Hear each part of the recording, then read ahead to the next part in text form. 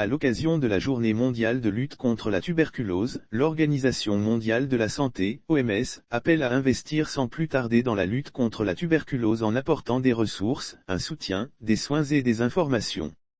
La Journée mondiale de lutte contre la tuberculose est traditionnellement célébrée le 24 mars de chaque année, depuis 1982.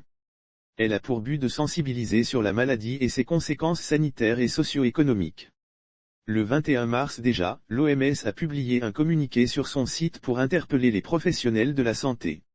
Le nombre de décès imputables à la tuberculose a augmenté en 2020 selon la note, certes, 66 millions de vies ont été sauvées depuis 2000, mais la pandémie de Covid-19 a mis un frein à ces progrès. C'est ainsi que pour la première fois en plus de 10 ans, le nombre de décès imputables à la tuberculose a augmenté en 2020. Les conflits qui font rage en Europe de l'Est, en Afrique et au Moyen-Orient viennent encore aggraver la situation des populations vulnérables.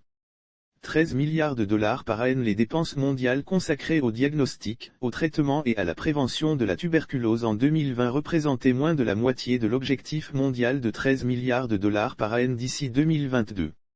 Pour la recherche et le développement, il faudrait 1,1 milliard de dollars supplémentaires par an.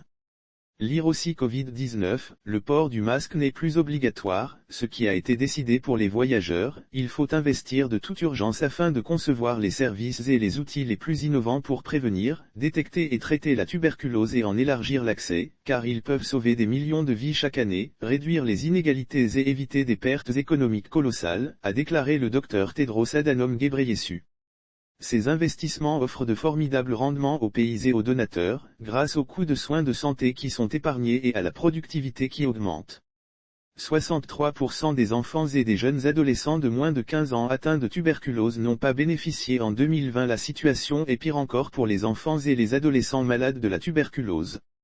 Selon les estimations, 63% des enfants et des jeunes adolescents de moins de 15 ans atteints de tuberculose n'ont pas bénéficié en 2020 des services vitaux de diagnostic et de traitement de la tuberculose, où cette information ne figurait pas dans les chiffres officiels.